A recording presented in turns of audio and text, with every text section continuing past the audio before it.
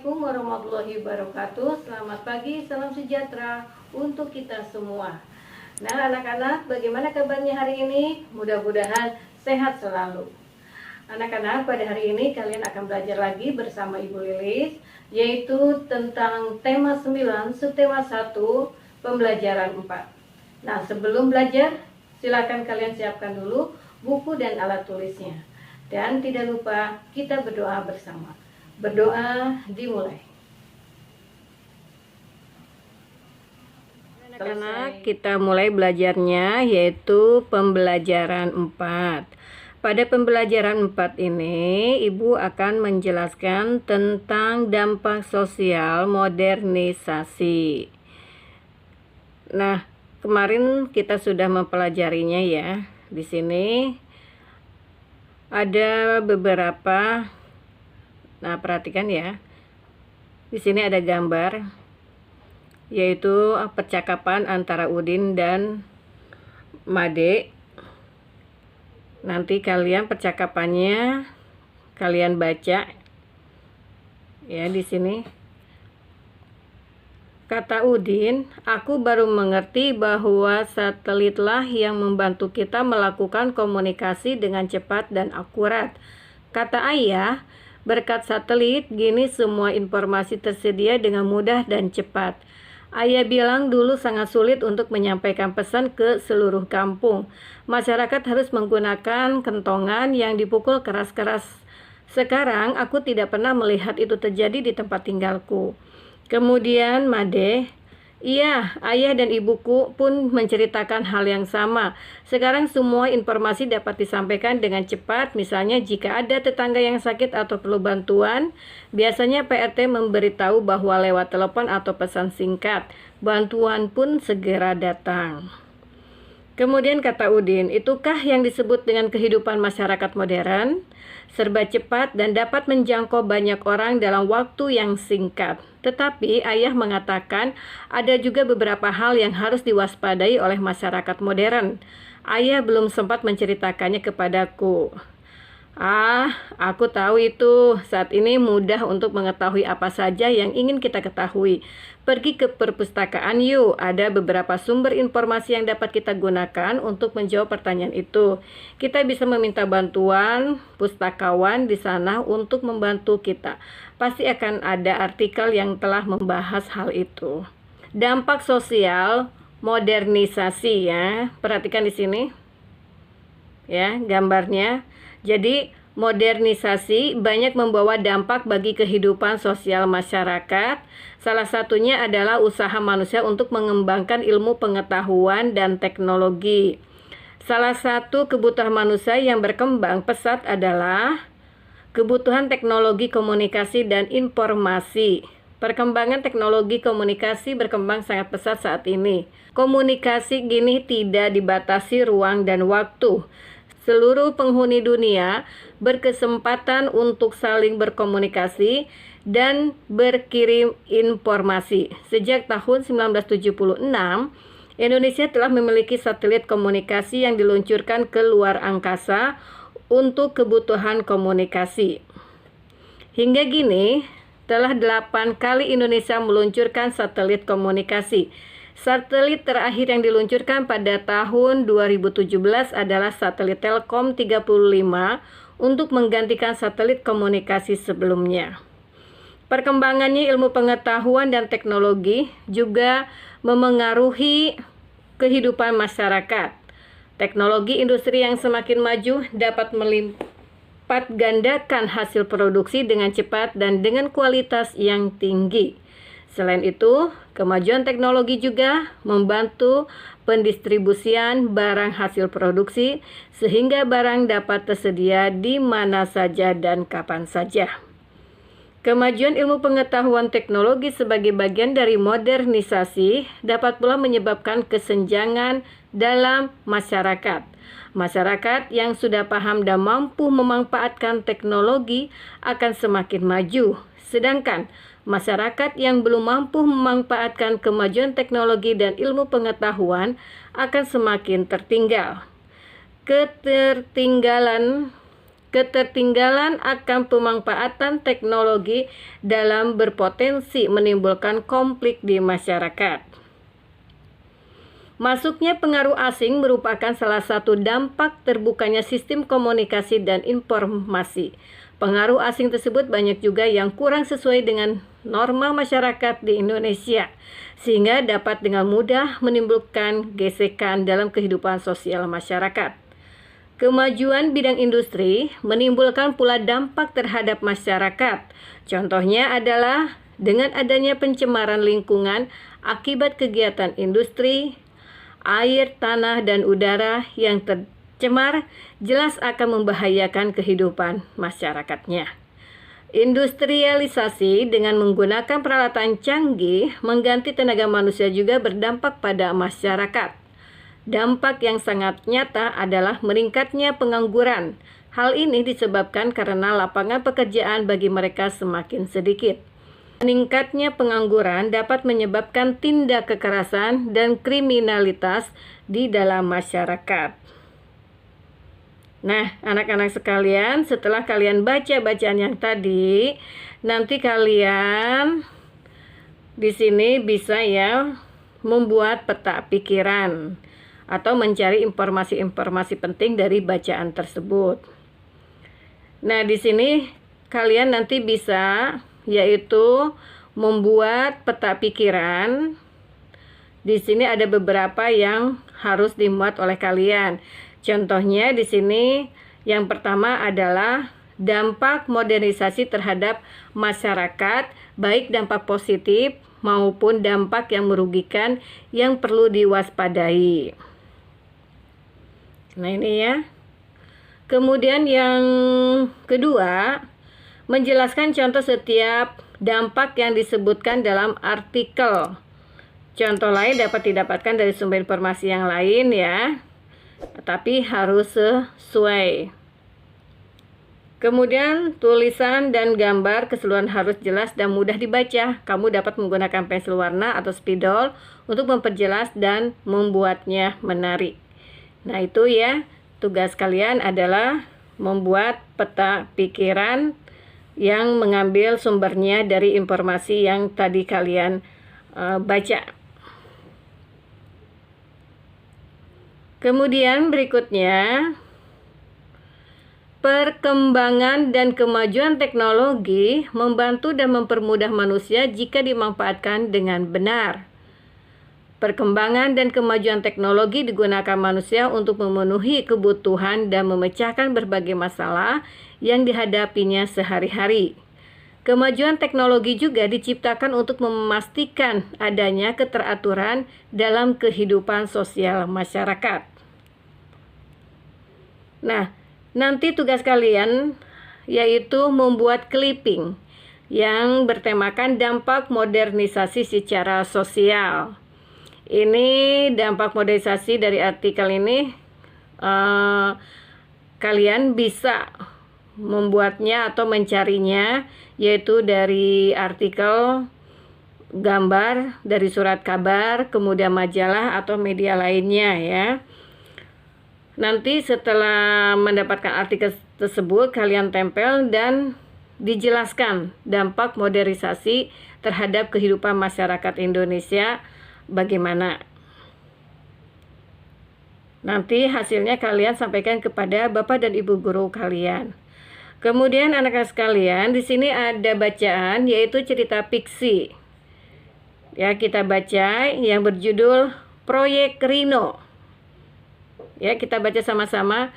Kenapa Rin? Kok mukanya cemberut begitu? Tanya Kak Argia membuyarkan lamunan Rino. Suasana rumah sepi, ayah masih di kantor dan ibu sedang bertandang ke rumah tetangga yang sedang sakit.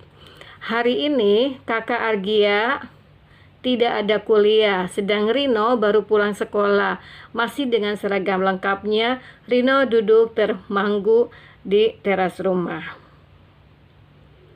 Kemudian, Kak Argi, aku sedang berpikir, bukan cemberut, sangka Rino. Aku sedang memikirkan tentang proyek sekolah. Kak, kami harus membuat sesuatu yang bisa dijual di hari pasar 2 minggu lagi. Barang tersebut harus hasil buatan sendiri dan tidak boleh menggunakan bahan yang mahal, kata Bu Guru, supaya bisa dibeli oleh teman-teman lain di sekolah. Nah, aku sedang berpikir, kira-kira aku akan membuat apa? Jelas Rino. Wah, itu proyek sekolah yang bagus.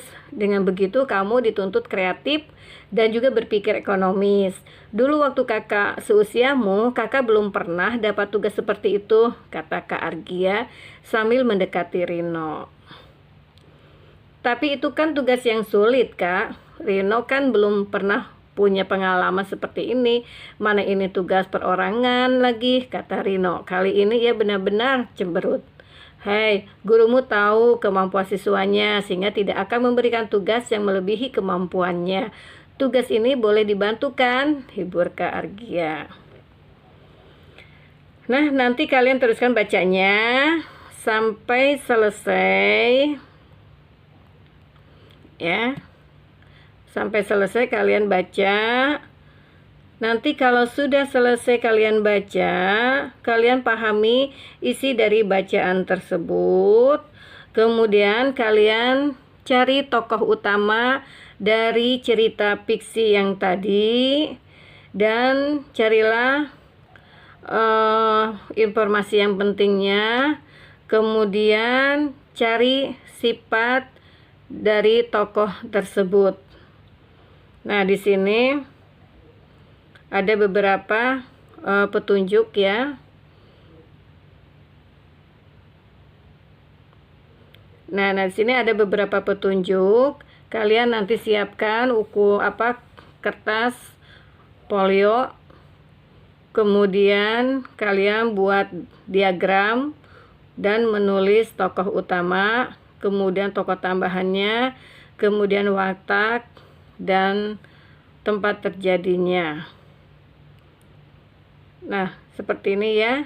Kemudian pada tempat yang disediakan seperti ini. Di sini ada judul cerita. Kemudian ada watak tokoh utama. Kemudian ada gambar tempat peristiwanya di mana. Kemudian watak tokoh tambahannya. Kemudian hubungan antara tokoh utama dan tokoh tambahan. Nanti kalian isi sesuai dengan bacaan di atas tadi.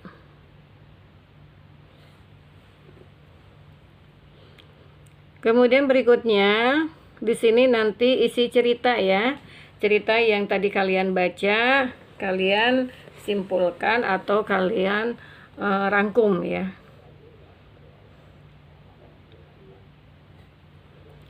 Nah, untuk pelajaran berikutnya, ini sudah dibahas ya, yaitu tentang menggunakan kemajuan teknologi untuk meningkatkan persatuan dan kesatuan bangsa ya. Di sini ada percakapan antara Made dan Udin.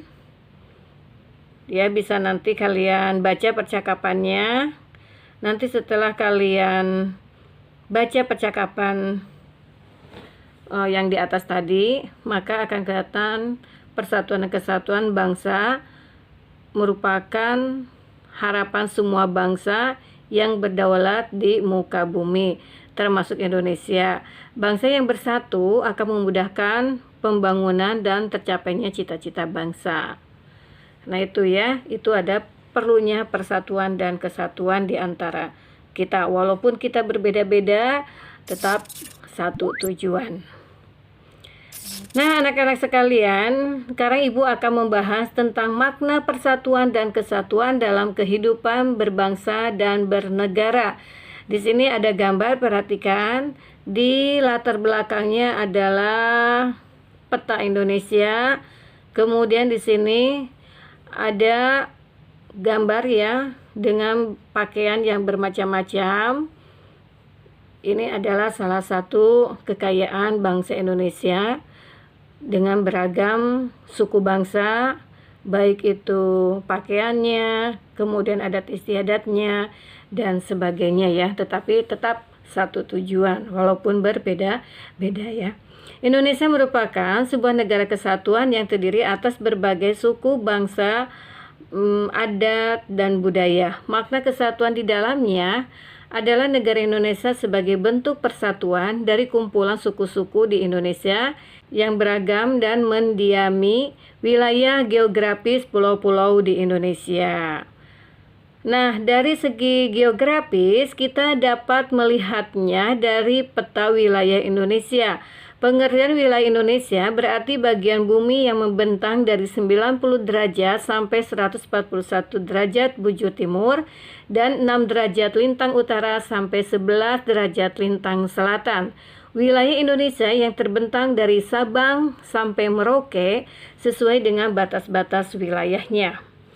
Makna persatuan dan kesatuan bangsa Indonesia adalah juga rasa senasib dan sepenanggungan sebagai bangsa yang bermukim di dalam wilayah itu.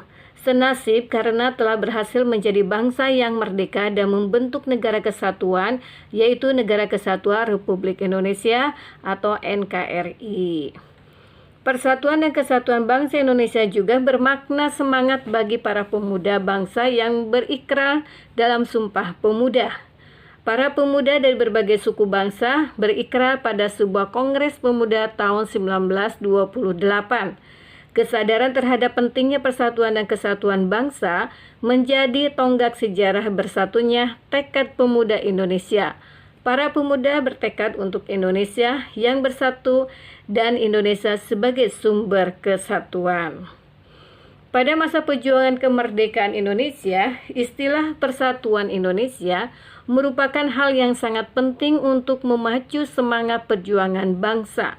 Hal tersebut juga tercantum pada pembukaan Undang-Undang Dasar Negara Republik Indonesia tahun 1945 yang berbunyi, dan perjuangkan pergerakan Indonesia telah sampailah pada saat yang berbahagia dengan selamat sentosa menghantarkan rakyat Indonesia ke depan pintu gerbang kemerdekaan negara Indonesia yang merdeka, bersatu, berdaulat, adil, dan makmur.